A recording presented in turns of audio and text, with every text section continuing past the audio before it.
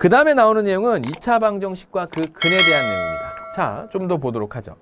2차 방정식과 근 하면 다시 한번 작성할까요? ax제곱 플러스 bx 플러스 c는 0. a는 0이 아니라 선생님 이거 왜 자꾸 적는 줄 알아요? 여러분들이 공부를 하다 보면 2차 방정식에서 중요한 여러 가지의 내용들이 나오면서 맨 앞에 최초에 배웠었던 2차 방정식이라고 하는 그 내용을 별로 중요하게 생각하지 않아요. 풀어내는 것 자체에 자꾸 초점을 맞추다 보니까. 그래서 뭐 2차 방정식이 될 수 있는 조건을 찾아라 라고 하는 문제가 갑자기 등장했을 때 내가 뭘 풀어야 되지? 라고 하는 그런 생각을 할 때가 종종 있거든요. 그런 제자들이 있었어요. 그래서 새롭게 공부하게 되는 우리 제자들은 자주자주 보면서 아, 이런 게 2차 방정식이구나 라고 했을 때 그때 이 2차 방정식을 보고 다음과 같이 우리가 이제 근을 찾는다고 한다면 두 근을 알파와 베타라고 서로 다른 두 근을 이렇게 설정해 놓고 이야기하겠습니다. 서로 다른 두 근 알파와 베타가 존재하는 임의의 2차 방정식이 이런 게 있다고 했을 때 그 이야기는 내가 만약에 문제 속에서 두 근 중 어떤 한 개의 근을 주면서 나머지 한 개의 근과 이때에 나와 있는 x 이외에 또 다른 미지수가 있다고 했을 때 그것을 찾을 수 있는가? 바로 뭘 통해서? 근의 정의를 통해서. 근이나 해의 정의를 통해서 정의, 뜻을 통해서 이 문제를 해결할 수 있는가? x 대신에 알파가 쏙쏙쏙 대입돼도 이 등호가 성립한다는 사실. x 대신에 베타가 쏙쏙 대입되어도 이 등호가 성립한다는 사실. 그게 바로 이제 근의 뜻 아니겠습니까?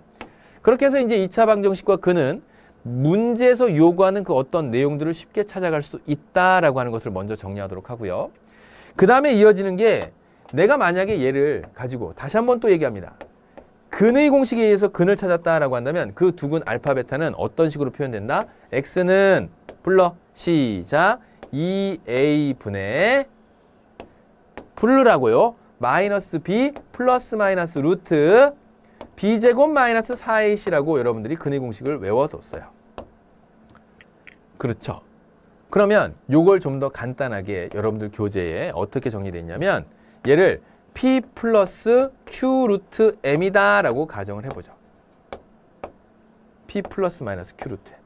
그러니까 지금 여기에 나와 있는 요 근을 다음과 같은 내용으로 표현하게 됐을 때 즉 마이너스 2a분의 b라고 하는 유리수 부분과 플러스 마이너스 2a분의 루트 b제곱 마이너스 4ac라고 하는 요런 걸로 나눠놓고 보았을 때 P와 Q와 M은 0이 아닌 0인 경우에는 이제 서로 다른 두 근이 등장을 하겠죠. 여러분들이 쉽게 살펴볼 수 있는 어떤 유리수인 근이 등장하게 되는데 이때 어떤 2차 방정식의 해가 P 플러스 Q 루트 M이었다고 한다면 또 다른 애는 P 마이너스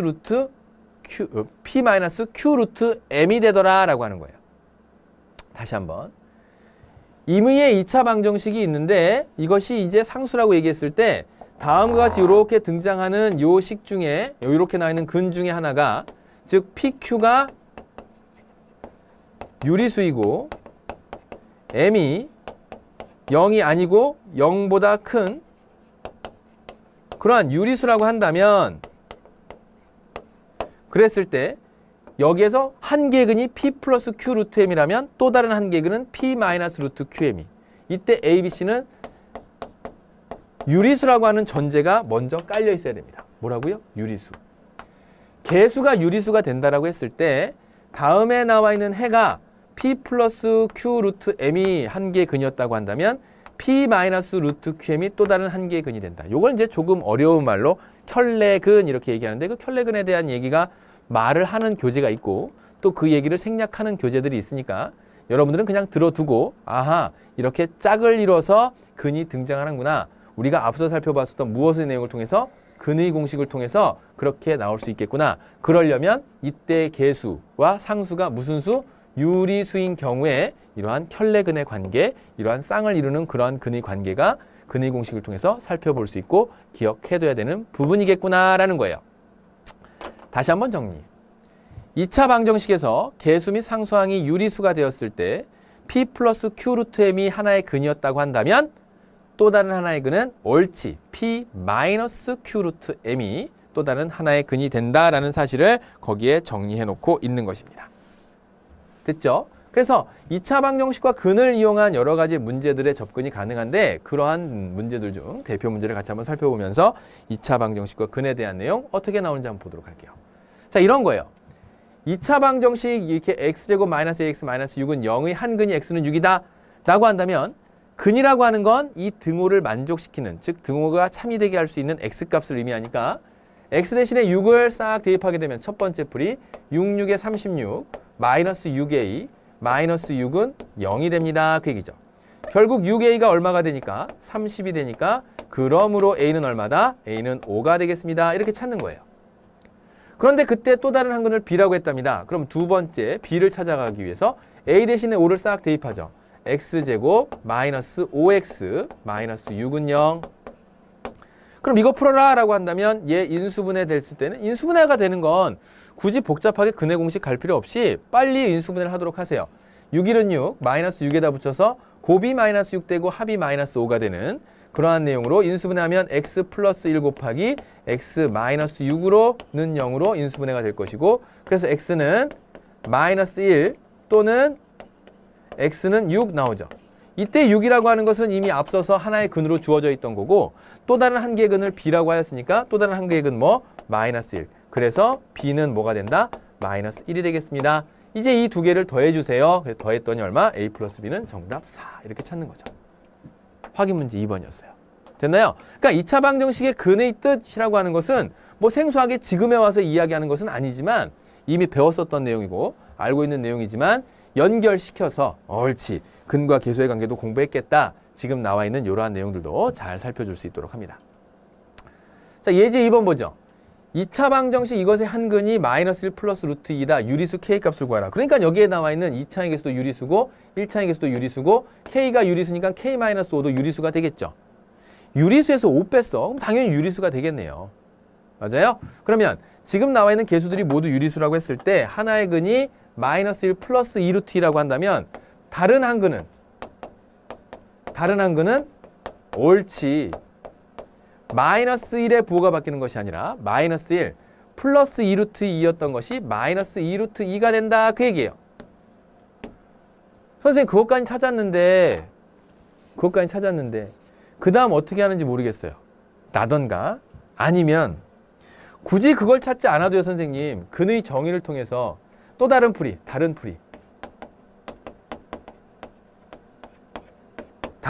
어떻게? 저는 대입했어요.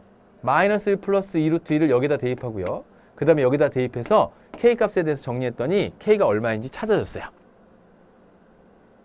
잘했어. 그런데 마이너스 1 플러스 2 루트 2를 대입하는 거 그거 제곱해야 되는데 좀 복잡하지 않았니? 좀 복잡했어요? 그래도 할만했어요? 그러면 다른 풀이를 일단 알아둔 상태에서 이 풀이는 어떨까요? 다른 한 근이 마이너스 1, 마이너스 2 루트 2가 나오는 걸 알아요? 그러면 우리가 이번 시간에 배운 것이 근과 개수의 관계를 배웠습니다. 두 근의 합과 두 근의 곱 정도는 개수들을 비교해서 금방 찾아낼 수 있다고 했어요. 그러면 한 개의 근이 마이너스 1 플러스 루트 2 루트 2이고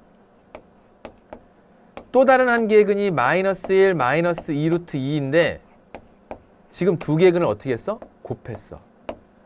2차 방정식에서 서로 다른 두 근을 곱했을 때에는 그것의 개수의 비교로서 쉽게 찾을 수 있다고 했죠? A분의 C. 다행스럽게도 A분의 C. 그래서 1분의 K-5 이렇게 되는 거예요. 즉 두 근의 곱을 가지고 문제를 해결합니다. 여기에서 얘기했던 건 근과 개수의 관계. 그래서 근과 개수의 관계를 다음과 같이 적용시켰더니 마이너스 1의 제곱 1, 마이너스 2 루트 2의 제곱이니까 8. 그것이 K-5. 그러므로 K가 얼마가 된다?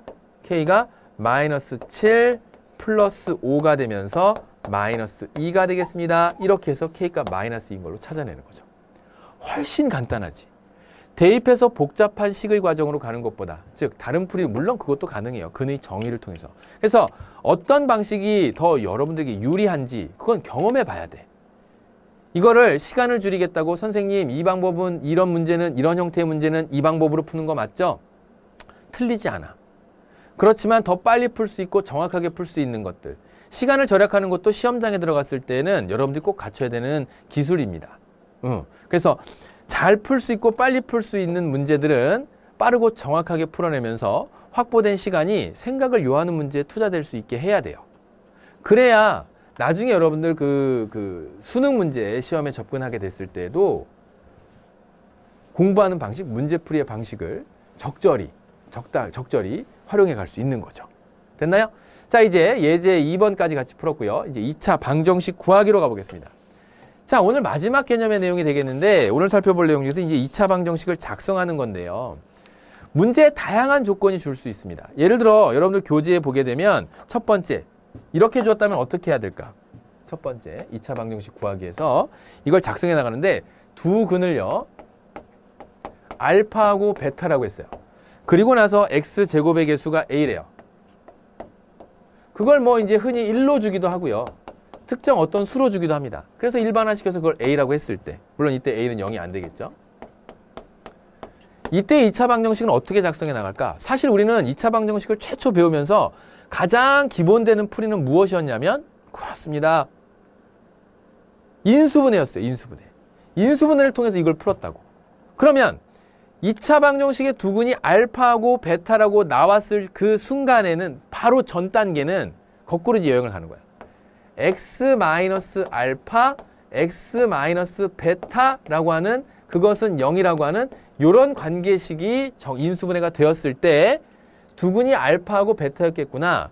그런데 문제에서 뭐라고 했냐면 2차의 개수가 a가 된다 그랬으니까 여기에다 a 싹 이렇게 곱해주면 돼요. 그래서 굳이 이 식을 전개시켜서 나타내라 그런다면 쭉 다음같이 전개시켜 나타낼 수 있겠죠. ax제곱 마이너스 알파 알파 플러스 베타 마이너스 알파 플러스 베타의 a 곱하기 x. 여기 이제 a 알파 플러스 베타의 x. 그 다음에 플러스 알파 베타에다가 또 a 이렇게 곱해서 전개시킨 상태로 나타내라고 한다면 이렇게 해야 돼요.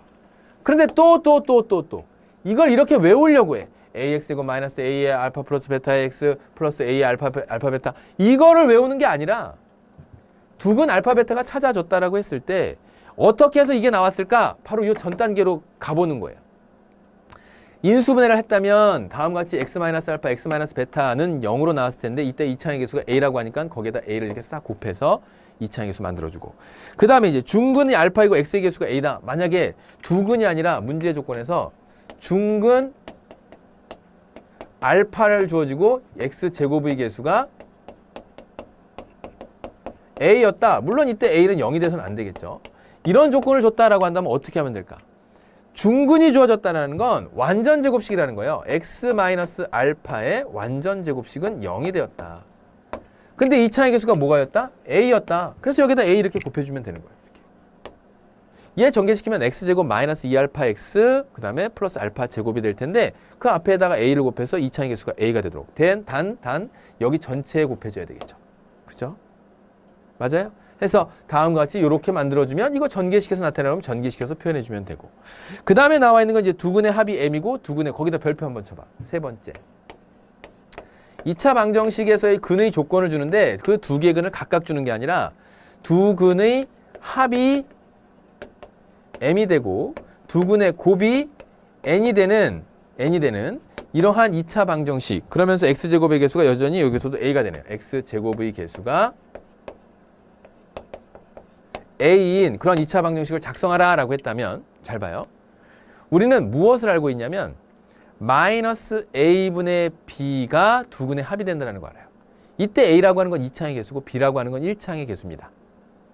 a분의 c가 두 근의 곱이 된다는 거 알아요. 뭐라고요? a분의 c가 두 근의 곱이 된다는 걸 합니다.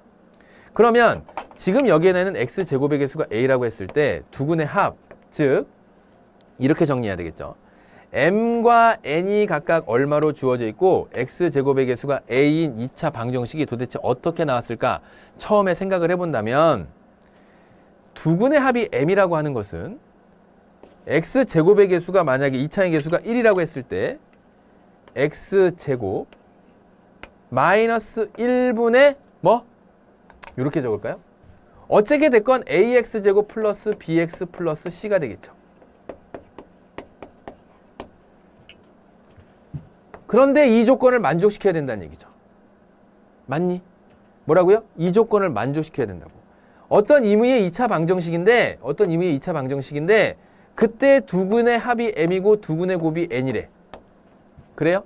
자, 그랬을 때 두근의 합은 마이너스 a분의 b라고 했어요. 뭐라고요? 두근의 합은 마이너스 a분의 b라고 했어. 그게 뭐래요? m이래요.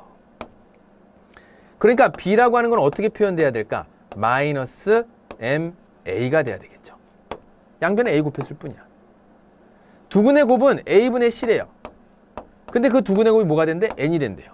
그럼 c는 뭐라고 적으면 될까? 옳지. n, a라고 적으면 되겠네. an. 해서 이 식은 위의 이 조건을 모두 만족시키는 이 식은 a, x 제곱에다가 b 대신에 마이너스 a, m, x에다가 플러스 a, n은 0 이렇게 나타내면 되겠네. 됐니? 두근의 합과 곱으로 만들 수 있어요. 더 쉽게 얘기하면 두근의 합이 m과 n이고 2차의 개수가 만약에 1인 식이다 그러면 x제곱 마이너스 합 x 플러스 곱은 0 이렇게 만들어집니다.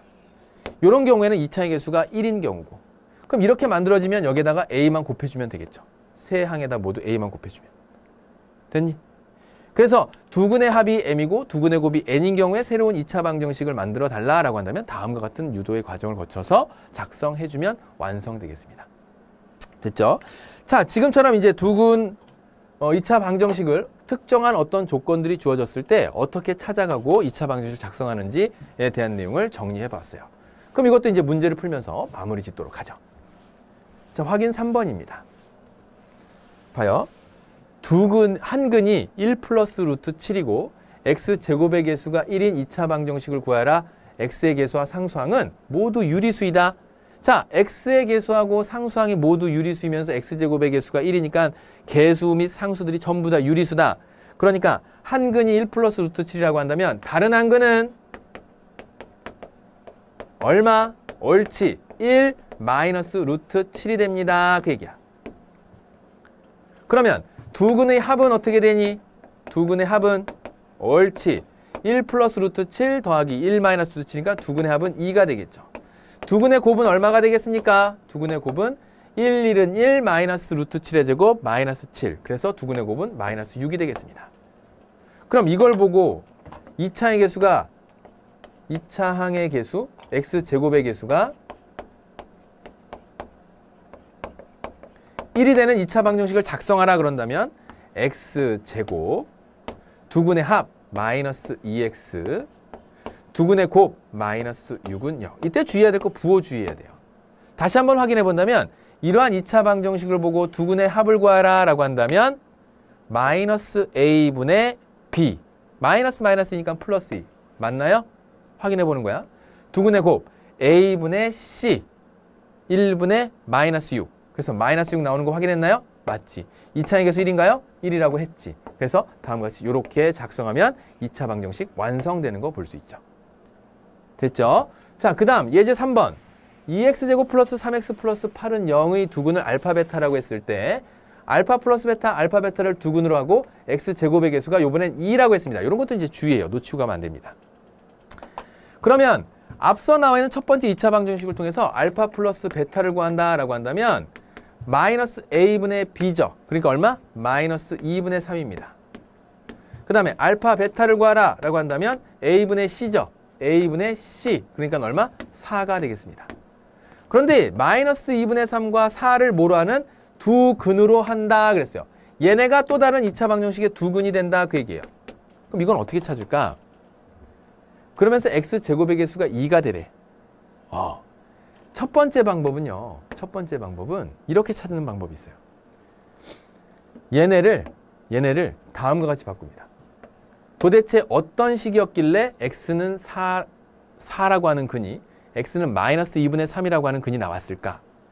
이 근은 어디서부터 왔을까? 어떤 1차식? 2x 플러스 3 곱하기 얘는 어디서부터 왔을까? x 마이너스 4는요. 이렇게요. 이거를 전개시키면 2x제곱 마이너스 8x 플러스 3x니까 마이너스 5x 마이너스 12는 0 이렇게 살펴볼 수 있어요. 즉 마이너스 2분의 3이라고 하는 이러한 답이 나오기 위해서 어떤 1차식은 0의 형태가 x가 마이너스 2분의 3이 나올까? 이렇게 생겨 먹으면 되겠다라는 거 추측할 수 있죠.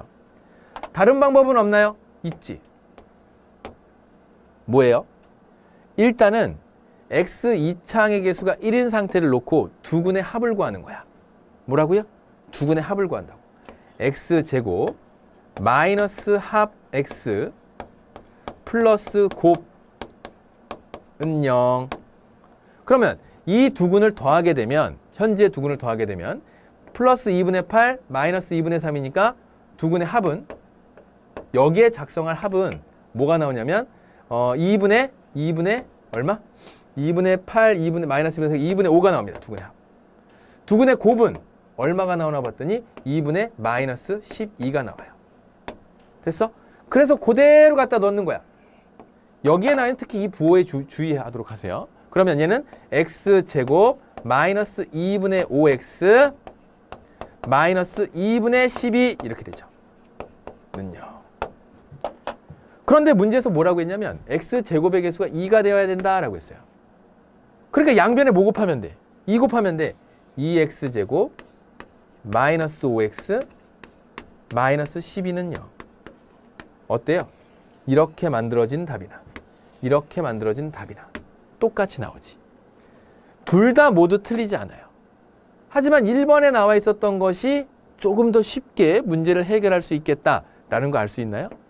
2번으로 푼 게 또 쉽게 될 때도 있고 1번의 과정이 쉬울 때도 있고 그거는 문제 상황에 따라서 각기 다를 수 있는 거니까 그런 걸 감안해서 문제 상황에 접근해 나가기 바라겠습니다.